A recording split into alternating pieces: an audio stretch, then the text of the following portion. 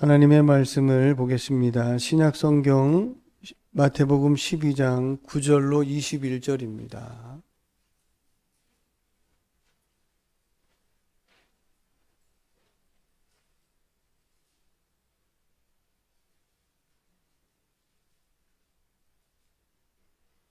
(9절로 21절입니다)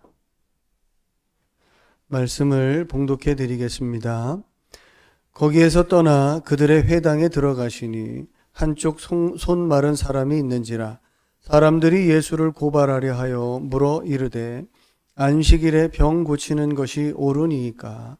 예수께서 이르시되 너희 중에 어떤 사람이 양 한 마리가 있어 안식일에 구덩이에 빠졌으면 끌어내지 않겠느냐? 사람이 양보다 얼마나 더 귀하냐? 그러므로 안식일에 선을 행하는 것이 옳으니라 하시고, 이에 그 사람에게 이르시되 손을 내밀라 하시니 그가 내밀매 다른 손과 같이 회복되어 성하더라. 바리새인들이 나가서 어떻게 하여 예수를 죽일까 의논하거늘 예수께서 아시고 거기를 떠나가시니 많은 사람이 따르는지라. 예수께서 그들의 병을 다 고치시고 자기를 나타내지 말라 경고하셨으니, 이는 선지자 이사야를 통하여 말씀하신 바, 보라 내가 택한 종 곧 내 마음에 기뻐하는 바 내가 사랑하는 자로다. 내가 내 영을 그에게 줄 터이니 그가 심판을 이방에 알게 하리라. 그는 다투지도 아니하며 들레지도 아니하리니 아무도 길에서 그 소리를 듣지 못하리라. 상한 갈대를 꺾지 아니하며 꺼져가는 심지를 끄지 아니하기를 심판하여 이길 때까지 하리니, 또한 이방들이 그의 이름을 바라리라 함을 이루려 하심이니라. 아멘. 우리 옆에 분들과 인사를 나누겠습니다. 사랑합니다. 네, 축복합니다. 네. 더위가 한풀 꺾인 것 같아요. 그죠? 예. 오늘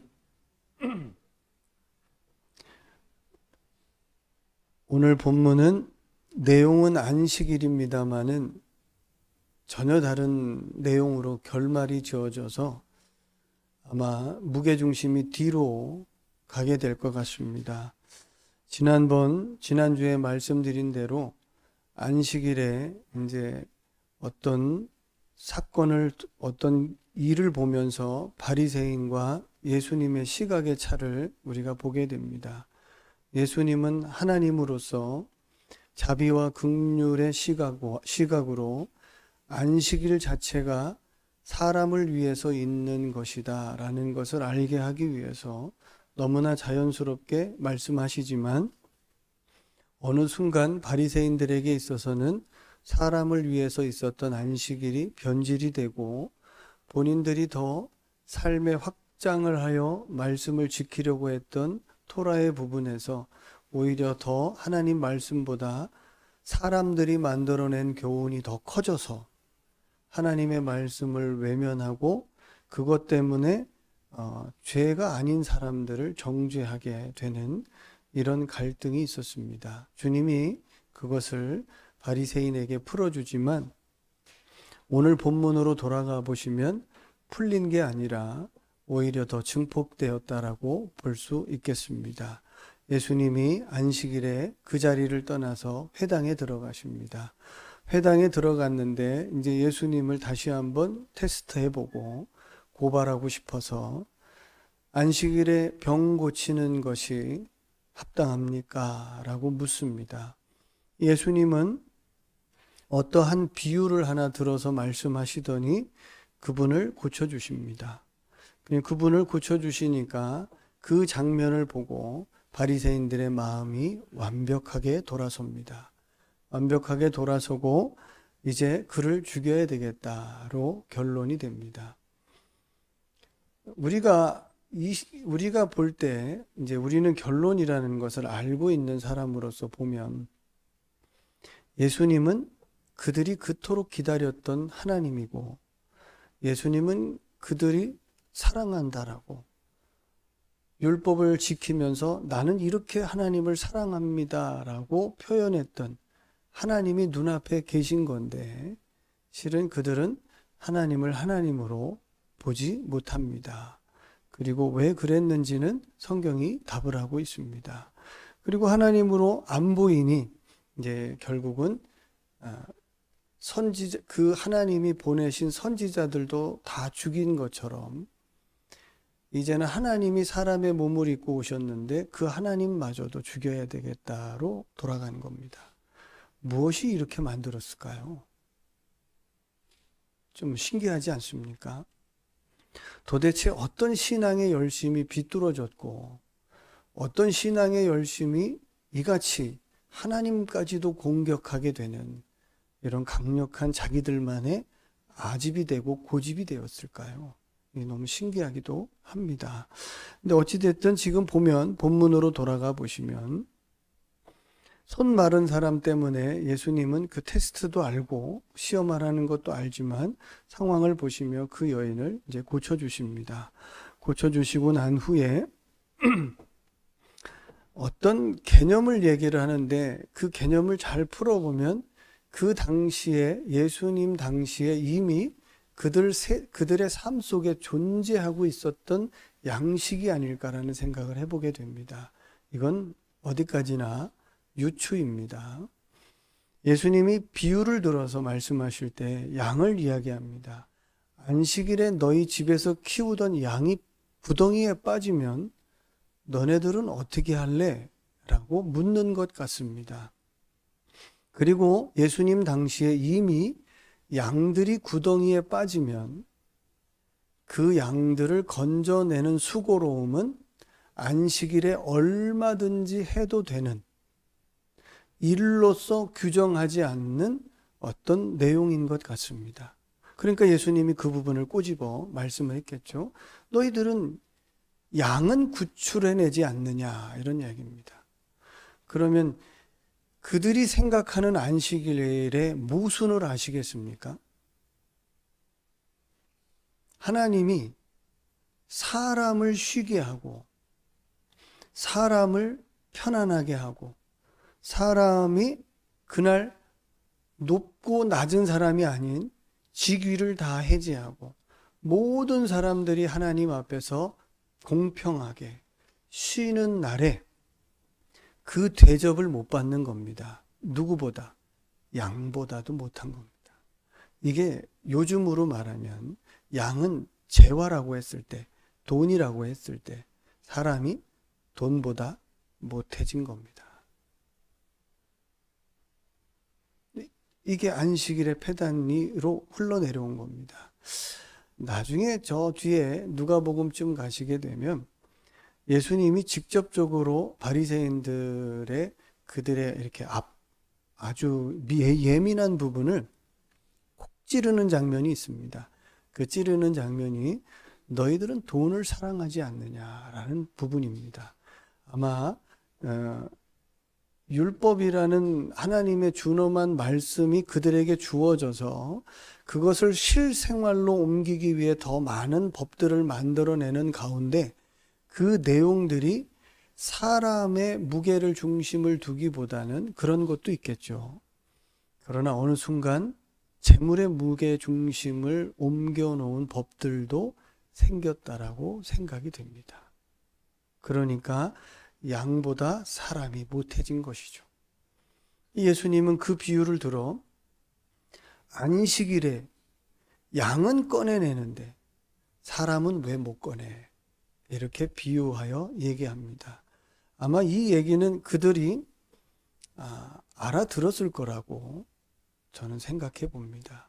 그리고 예수님의 그 비유와 더불어 그 고치는 장면을 볼 때 그들의 불쾌감과 기분 나쁨은 저분을 죽여야 되겠다로 결론을 짓습니다. 그럼 우리가 알고 있는 하나님 앞에서의 우리의 보편적인 신앙의 생각은 우선순위에 있어서 먼저 그의 나라와 의를 구하라는 주님의 말씀을 대입해 보면 우리는 하나님을 가장 우선으로 여기는 그런 그리스도인이다라고 말씀드릴 수 있겠어요. 거기에 하나님께서 십계명이라는 내용을 함축하여 하나님을 사랑하세요. 그리고 이웃을 내 몸과 같이 사랑하세요라는 이 두 가지 계명으로 우리에게 주셨다면 그 내용을 우리에게 대입해 보면 하나님을 가장 우선으로 사랑하는 우리들은 다음번 사랑해야 될 대상이 재물도 아니고 다른 것도 아닌 사람이라는 것입니다. 그런데 우리가 이걸 얼마나 많이 놓치는지 몰라요. 아주 많이 놓칠 수 있다라고 봐요. 강아지를 많이 사랑하시는 애견주라면 그 개보다도 사람을 더 존중해야 된다는 생각을 놓치면 순서가 바뀔 수도 있겠습니다. 모든 것에 순서라는 게 있습니다. 예수님은 그 순서를 놓친 바리새인들을 어쩌면 향해서 너희들에게 소중한 것이 양이냐라고 묻는 것 같고, 그 양보다 하나님은 사람을 더 사랑하시는 분이다라는 것을 말씀할 때에는 너희들은 도대체 어떤 하나님을 믿고 있느냐라고 질문하는 듯 보입니다. 저와 여러분들은 어떤 하나님을 믿고 계세요? 이거에서 벗어나면 자꾸 순서도 바뀌고, 순서가 바뀌면 사람이 뒤로 가면 사람 사랑하는 하나님의 사람을 사랑하라는 그 귀한 계명은 우리들에게 흐지부지가 됩니다. 그럼 어디로 갈까요? 사람 사랑이 뒤로 가면 오늘 바리새인들이 사랑했던 재물이 앞서게 되면 성공으로 가지 않겠습니까? 그의 인생이 성공이 최고야로 가면, 교회도 성공이 최고야로 가면 도대체 그 교회는 사람을 사랑하는 하나님의 명령을 받은 교회가 정말 잘못된 길로 가지 않겠습니까? 중요합니다. 교회가, 저와 여러분들이 교회인 만큼 우리 스스로 생각을 많이 하셔야 돼요. 나는 뭘 더 우선순위로 생각하고 사는지에 대해. 그리고 그 우선순위를 안식일 안에 담아 풀어내셔야 합니다.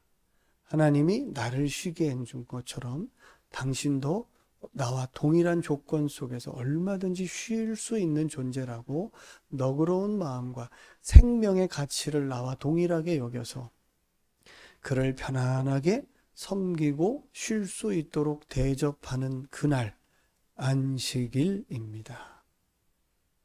이걸 말씀드리려고 한 건 아닙니다.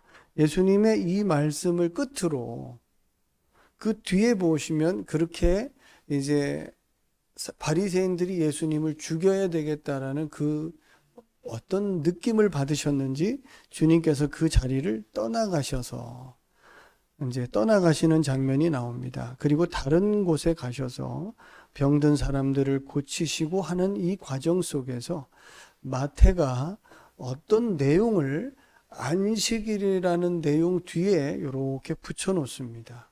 그리고 한 단락을 만들어 놓습니다. 보실까요? 이어드리면 16절이겠네요. 16절에 예수께서 아시고라는 이 표현은 15절이네요. 죄송합니다. 예수께서 아시고 거기를 떠나가시다라는 이 아신다는 것은 14절에 어떻게 하면 죽일까라는 내용입니다. 그것을 아시고 거기를 떠나가시니 많은 사람이 따르는지라 해서 예수께서 그들의 병을 다 고치시고 16절 자기를 나타내지 말라 경고하셨는데, 그 뒤에 보면 18절, 17절에 보면 이사야 선지자의 예언이 지금 요 안에서 성취되고 있어요. 또 성취될 것입니다라는 어떤 내용이 붙습니다. 혹시 마태복음 1장서부터 지금까지 전부 다 기억하시는 것은 정말 힘든 일이시겠지만 돌아 보시면 어떤 내용마다 마태는 뭘 하나를 이렇게 넣어놓는 것을 기억하시겠습니까? 그 넣어놓는 것이 구약의 어떤 내용을 갖다 넣어놓으시면서 이것이 예수님 때문에 성취됐다라고 쓰고 있습니다. 뭐 한 토막을 소개해 드리면 예수님께서 병 고치시는 장면 뒤에 이것은 이사야 선지자를 통해서 예언된 것처럼 예수님께서 병든 자들의 연약함을 짊어지시고 담당하셨다라는 말씀을 이루려 하심이니라. 이런 표현들인 거죠. 그러니까 지금 오늘 본문에서도 예수님은 지금 예수님의 행보는 돌아다니시면서 전파하시고 가르치시고 전도하시는 이 내용은 뭘 말씀하시는 거냐면 하나님이 누구신데 내가 하나님으로부터 온 메시아고 내가 하나님이시다라는 것을 말씀하여 기적을 동반하고 병을 고치고 하나님의 말씀을 이루시는 분, 예언된 분이시다라는 것을 친히 확인하셔서 내가 그다라는 것을 주님이 말씀하시는 이유는 그 백성들을 통해서 나를 하나님으로 믿으라라는 믿음의 관계 속에서 말씀하시는 거잖아요.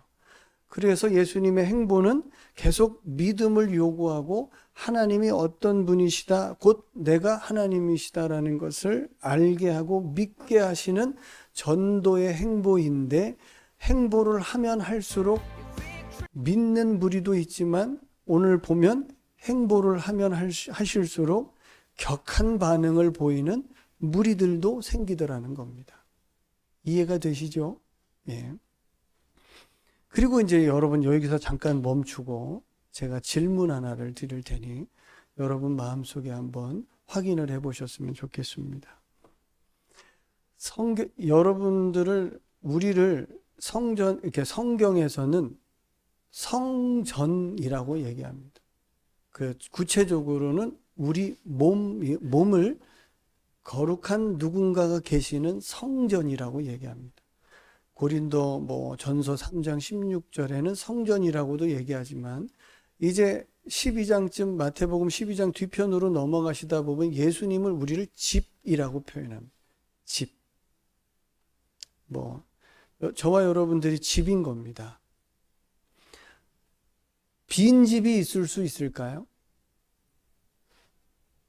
성경에서 말씀할 때 저와 여러분들이 집이라고 하면 비어 있을 수 있을까요? 없습니다. 그러면 그 집엔 반드시 누군가가 있대요. 이게 성경의 대답입니다. 반드시 그 집에는 누군가가 반드시 있는데 그 누군가가 둘이랍니다. 하나는 어둠, 마귀. 둘째는 하나님, 성령이랍니다. 그럼 이제 여러분들을 집이라고 했을 때 여러분들 속에 계신 주인이 누굽니까? 그럼 하나님이시다라고 했을 때 그 집은 어떤 모양일까요?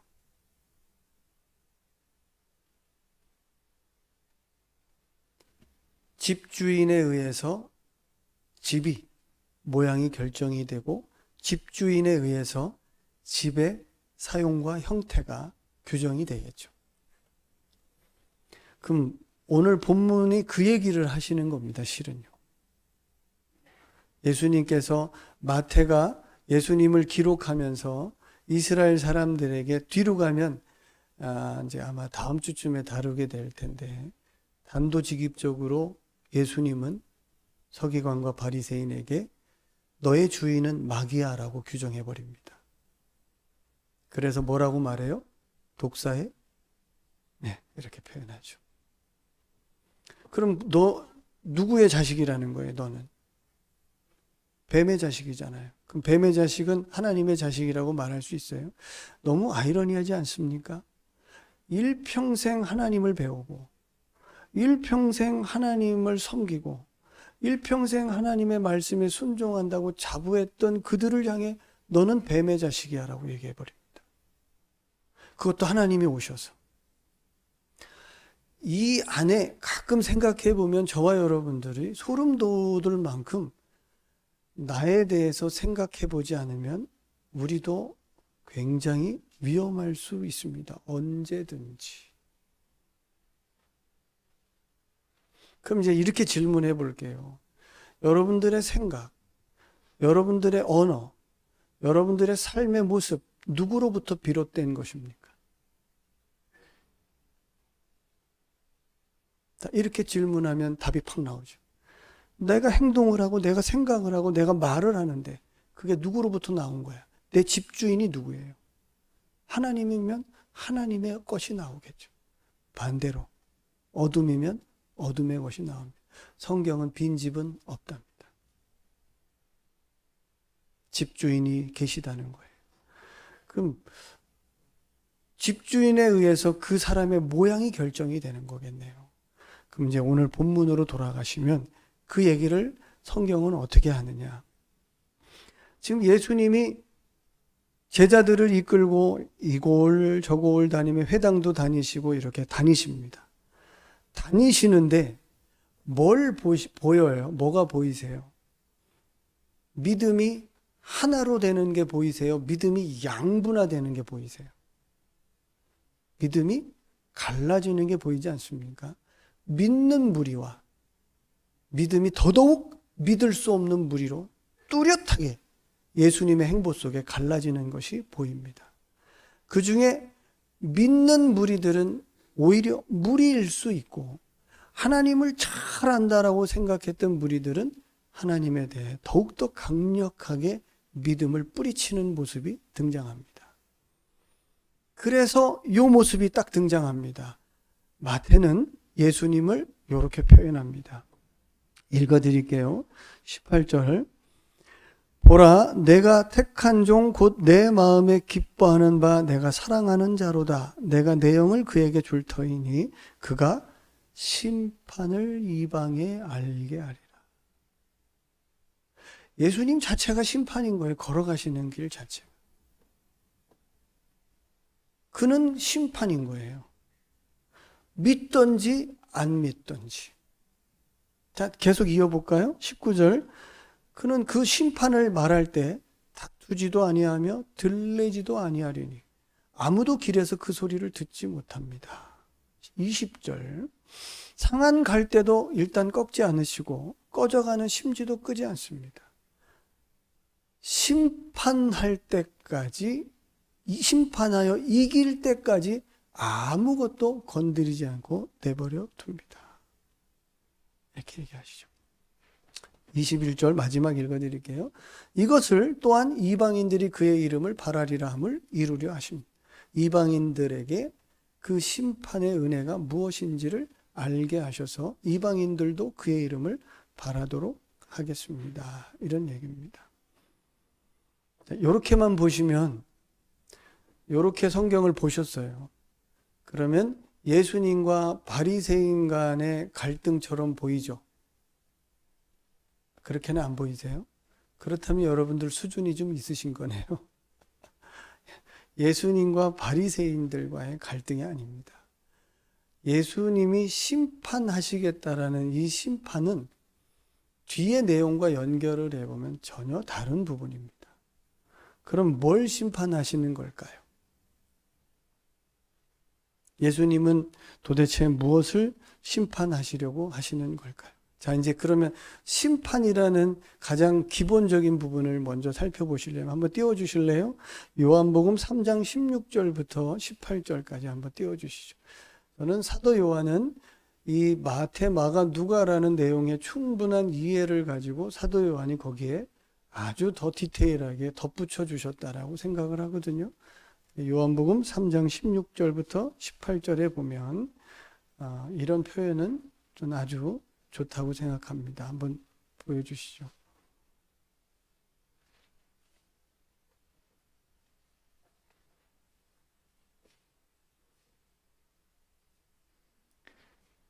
서로 얼굴 보고 있으니 좋네요. 말씀을 한번 보시죠. 잘하시는 말씀입니다. 하나님이 세상을 이처럼 사랑하사 독생자를 주셨으니 이는 그를 믿는 자마다 멸망하지 않고 영생을 얻게 하려 하심이라. 자, 저기에서 세상은 뭘 것 같으세요? 우리가 살고 있는 이 공간을 말할까요? 사람을 말할까요? 사람이라고 느껴지지 않으세요? 그죠? 그럼 하나님이 사람을 이처럼 사랑해서 예수님을 보내셨다. 큰 이견이 없으시죠? 17절을 보세요. 하나님이 그 아들을 세상에 보내신 것은 세상을 심판하려 하심이 아니요 그로 말미암아 세상이 구원을 받게 하려 하심이라. 그럼 하나님은 사람을 심판하려고는 안 한다는 거네요. 저 말씀을 잘 들여다보시면 그렇잖아요. 그럼 사람은 심판의 대상이 아닌데 뭔가 심판의 대상이 있다는 거네요. 그죠? 그리고 18절을 보세요. 그를 믿는 자는 심판을 받지 아니하는 것이요 믿지 아니하는 자는 하나님의 독생자의 이름을 믿지 아니함으로 벌써 심판을 받은 것입니다. 그래서 예수님 자체가 심판의 가장 중요한 중심이고 핵심이 되는 것을 사도 요한은 우리에게 말씀합니다. 이해가 되셨죠? 그럼 예수님이 심판이시다라고 생각하시면 도대체 저 심판은 믿으면 안 받는다고는 하는데 안 믿으면 받는데요. 그러면 여쭤볼게요. 저와 여러분 집입니다. 맞아요? 예수님을 믿기 전에 저와 여러분 속에는 누가 주인이었을까요? 예수님을 믿기 전에 여러분들의 주인은 누구였을까요? 생각이 안 나세요? 그럼 이렇게 말씀하셔요. 제가 이 말씀 인용만 해드릴게요. 에베소서 2장 1절부터 3절 사도 바울이 하신 말씀입니다. 전에는 우리도 다 어둠의 영에 속하여 그것이 시키는 대로 살았더니 그래서 우리는 욕심대로 살고 그래서 우리는 그 어둠의 영에 이끌려서 살았다라고 얘기하죠. 그럼 하나님이 오시기 전에 그는 누구의 집이었을까요? 예, 마귀의 집입니다. 그럼 마귀의 집은 비상식적일까요? 상식적일까요? 그렇지 않아요. 상식적일 수 있습니다. 다만 마귀의 집의 가장 큰 특징은 뭐예요? 자기 욕심대로 산다입니다. 성경이 그렇게 얘기하니까요. 그럼 이제 비춰보세요. 내가 하나님에 의해서 살고 있구나, 내가 마귀에 의해서 살고 있구나는 아주 간단하게 내 뜻과 내 욕심대로 살면 생각해 봐야 합니다. 하나님과 상관없이 결정을 하든 움직이든 모든 것에 주의 뜻은 관심 없고 내가 하고 싶은 대로 한다면 그는 하나님의 집이 아닐 수 있음을 성경이 말씀합니다. 반대로 하나님의 집은 사도 바울처럼 예수의 영에 이끌려서 살더라. 하나님의 집은 하나님의 소원을 마음에 두시니 그 소원에 이끌려서 살게 되더라. 이런 얘기입니다. 다르지요? 당연히 삶의 모습도 다르겠죠. 그러면 심판이라는 내용을 보고 심판이라는 내용을 보셨으니까 그 내용 아래 이렇게 됩니다. 빈 집. 그러니까 예수님이 심판을 하시는 대상은 사람은 아니라고 하니까 믿어서 사람은 구원을 하시기 위해서 오셨다고 하니까 심판은 다른 것일 수 있는데 친절하게도 사도 요한은 이 심판의 대상을 기록해주고 있습니다. 요한복음 12장 한번 보시겠습니다. 23절부터 한번 볼까요? 이건 좀 시간이 지났어도 한번 여러분들 보셔야 됩니다. 자, 요한복음 12장 23절 읽어드릴게요. 예수께서 대답하여 이르시되 인자가 영광을 얻을 때가 왔도다. 저기서 인자는 누구예요? 예수님. 영광은 뭐예요? 앞뒤로 읽어보시면 저 영광이 십자가입니다. 인자가 영광을 얻을 때 십자가를 질 때가 가까이 왔다. 이런 얘기입니다. 그럼 십자가를 지는 것이 뭔지를 설명하겠죠. 24절부터는 내가 진실로 진실로 너희에게 이르노니 한 알의 밀이 땅에 떨어져 죽지 아니하면 당신의 죽음을 말씀하시는 거죠. 그 한 알 그대로 있고 죽으면 많은 열매를 맺게 될 거다. 당신의 십자가의 죽으심을 말씀하는 거죠. 25절 자기의 생명을 사랑하는 자는 잃어버릴 것이요 이 세상에서 자기의 생명을 미워하는 자는 영생하도록 보존하리라. 계속 보여주세요. 뒤에 보시면 사람이 나를 섬기려면 나를 따르라. 나 있는 곳에 나를 섬기는 자도 거기 있으리니 사람이 나를 섬기면 내 아버지께서 그를 귀히 여기시리라. 31절까지 계속 넘겨주세요. 지금 내 마음이 괴로우니 무슨 말을 하리요. 아버지여 나를 구원하여 이 때를 면하게 하여 주옵소서. 이때 뭐겠어요? 겟세마네 기도에서 이 잔과 같은 것이겠죠. 그러나 내가 이를 위하여 이때에 왔습니다.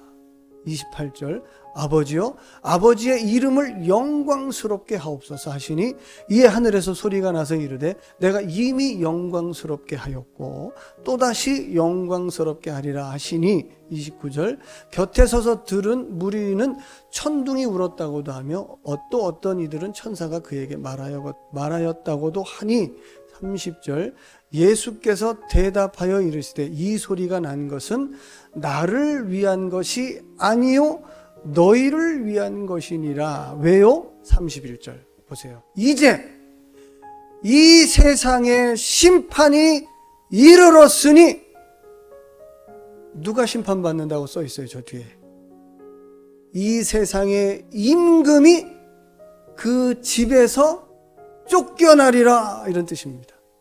그 집 누구? 우리.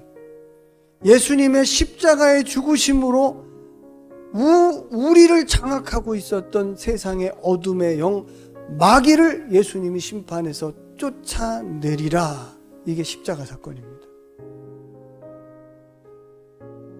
그리고 이걸 어떻게 알아요? 사실은 더 있어요. 44절부터 50절에도 있어요. 예수께서 외쳐 이르시되 나를 믿는 자는 나를 믿는 것이 아니요 나를 보내신 이를 믿는 것입니다.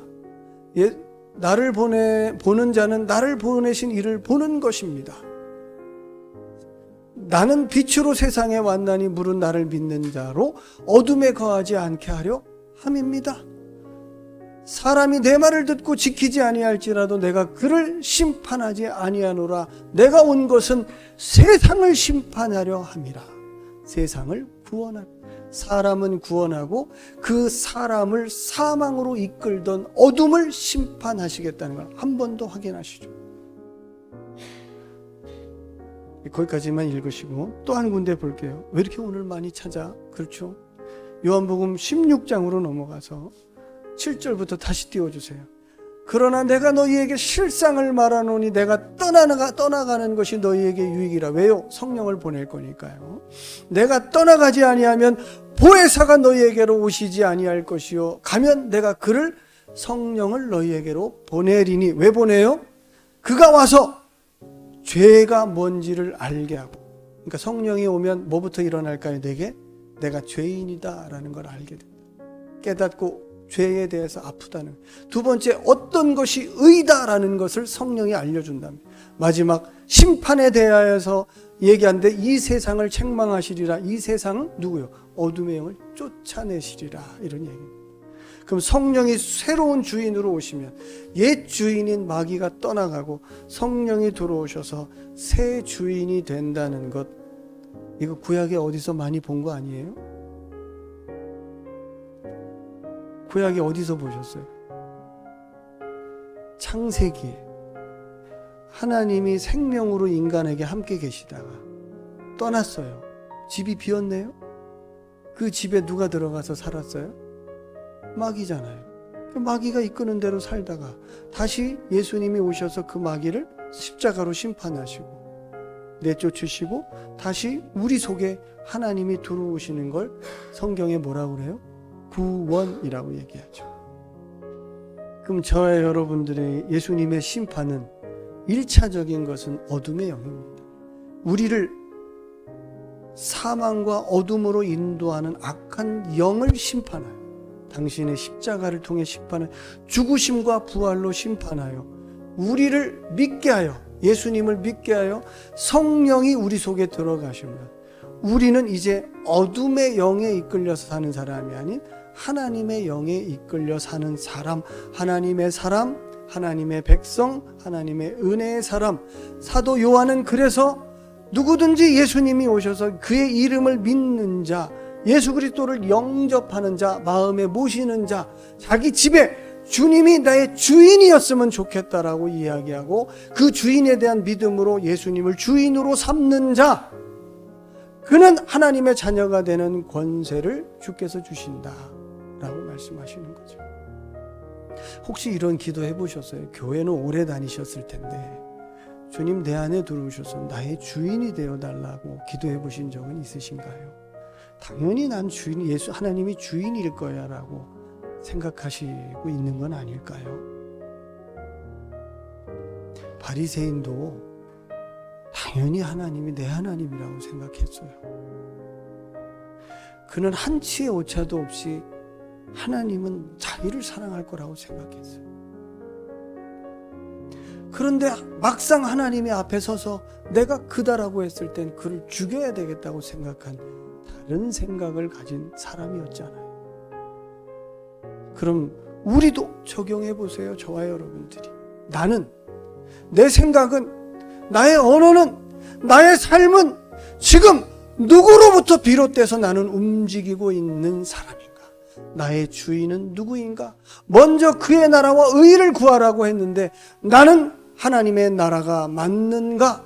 나에게 하나님의 성령이 존재하는 사람이 나는 맞는가?